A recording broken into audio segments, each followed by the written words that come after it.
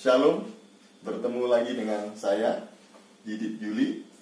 Dan di video kali ini saya akan khusus menjawab dari komentar saudara kita, namanya Aidil Adari. Ini komentar di video saya yang pertama. Dia komen begini: si kafir dungu sok-sok mempertahankan Alkitab porno palsunya, meminta doa kepada Roh Kudus. Dungu. Woi kafir, sudah terbukti Alkitab kaum kolor itu palsu. Nah, dan seterusnya. Sebenarnya ada dua bagian yang dia komen tentang Alkitab palsu, porno, dan yang kedua tentang Kodeks Sinaiticus. Tapi Kodeks Sinaiticus akan saya bahas di video saya selanjutnya. Video ini khusus tentang Alkitab porno. Pertama, saya katakan terima kasih kepada saudara Aidil Adari. Saya bangga Anda sebut saya kafir, karena kafir artinya adalah komunitas anti fanatisme, intoleransi, dan rasisme. Saya bangga jadi kafir. Dan mengenai kitab porno, mungkin yang saudara Aidil ini maksud adalah kitab Kidung Agung dan juga Yehezkiel.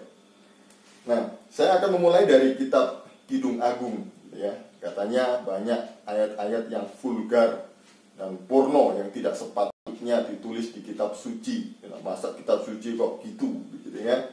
Nah, perlu Anda ketahui, saudara, bahwa kitab Kidung Agung ini bahasa aslinya dalam bahasa Ibrani itu diterjemahkan dengan Shir Hashirim Asher Lis Lomo, yang artinya Songs of Solomon atau nyanyian Salomo.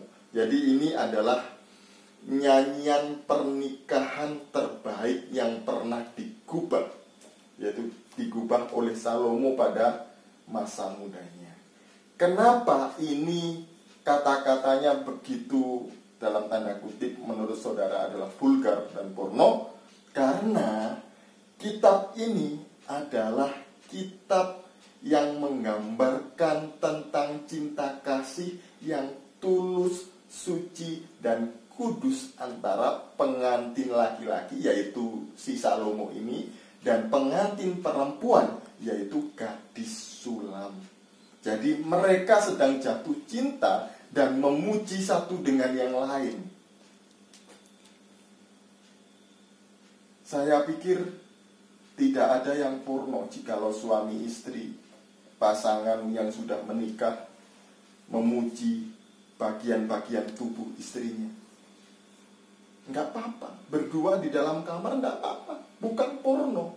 Misalnya saya sudah menikah dan saya memuji bagian tubuh istri saya.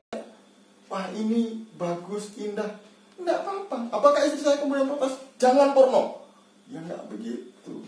Yang salah adalah ketika seseorang yang sudah menikah kemudian memuji bagian tubuh istri orang lain, tetangganya, atau bahkan mungkin menantunya begitu. Itu enggak boleh. Tapi sejauh itu sudah diberkati dalam pernikahan yang kudus, saya pikir adalah wajar. Bahkan berhubungan seks pun itu adalah kudus bagi suami istri yang sudah diberkati dalam pernikahan kudus. Nah, kemudian kenapa ini dimasukkan dalam kanon Alkitab?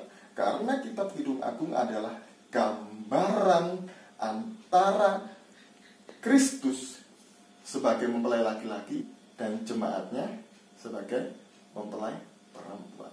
Seharusnya seperti inilah cintanya, yaitu cinta yang suci, tulus, dan kudus. Yang kedua, kitab Yehezkiel. Mungkin yang saudara maksud ini adalah Yehezkiel 22 dan 23, kan? Nah, saya akan membacakan Yehezkiel 22 terlebih dahulu, ayat yang ke-10. Saya mulai dengan ayat yang ke-10. Padamu orang menyingkapkan aurat istri ayahnya dan memperkosa perempuan pada waktu cemar kainnya yang menajiskannya. Yang satu melakukan kekejian dengan istri sesamanya, dan yang lain menajiskan menantunya perempuan dengan perbuatan mesum. Orang lain lagi memperkosa saudaranya perempuan, anak kandung ayahnya. Jadi dulu ketika orang Israel keluar dari Mesir, itu mereka tidak keluar sendirian satu bangsa Israel, tidak. Tapi ada bangsa-bangsa lain juga yang tidak mengenal Allah ikut mereka keluar. Dan di dalam perjalanan juga dikatakan, dituliskan di dalam Alkitab bahwa orang-orang Israel juga melakukan perkawinan campur dengan bangsa-bangsa lain yang tidak mengenal Allah. Jadi dari situlah kebiasaan-kebiasaan mereka, dosa-dosa mereka secara sosial itu juga dilakukan oleh orang-orang Israel. Termasuk diantaranya adalah incest, kemudian LGBT. Nah ini dikutuk oleh Tuhan kalau membaca ayat itu keseluruhan, jangan dipotong-potong. Kalau keseluruhan kita baca ini, Allah sangat mengutuk perbuatan orang-orang Israel ini, dan Allah menghukum mereka dengan dosa-dosa yang najis ini. Jadi ini tidak mengajarkan tentang kenajisan, pelacuran, tidak. Justru Allah mengutuk ini. Kemudian yang kedua, di Yeskiel 23. Saya bacakan ya, 23. Oh, masih di 22. Ini lagi ya, 22 ayat yang ke-26. Imam-imamnya memperkosa hukum Tauratku. Saya mau tanya kepada saudara, apakah memperkosa hukum Taurat itu berarti para imam ya melakukan hubungan seksual dengan hukum Taurat, melakukan hubungan yang bejat dengan hukum Taurat? Tidak kan? Ini hanya kiasan bahwa para imam dahulu itu membelokkan kebenaran hukum Taurat. Itu artinya. Kemudian Yeskiel 23 ayat ke-8. Ia tidak meninggalkan persundalannya yang dilakukannya sejak dari Mesir, sebab pada masa mudanya orang sudah menidurinya, dan mereka memegang-megang dada keperawanannya dan mencurahkan persundalan mereka kepadanya. Oleh sebab itu aku menyerahkan dia ke dalam tangan kekasih-kekasihnya, dalam tangan orang Asyur, kepada siapa ia berahi. Mereka menyingkapkan auratnya, anak-anaknya lelaki dan perempuan ditangkap, dan ia sendiri dibunuh dengan pedang. Ayat ini sekali lagi tidak mengajarkan tentang perzinahan.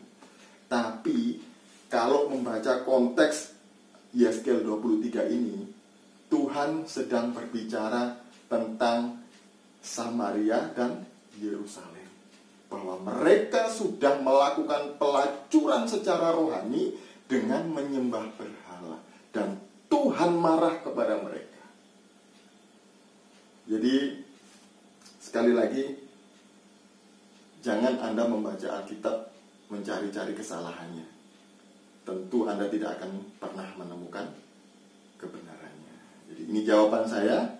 Tidak ada, sekali lagi, tidak ada Alkitab kami yang mengajarkan pelacuran ataupun perzinahan. Terima kasih. Tuhan Yesus memberkati.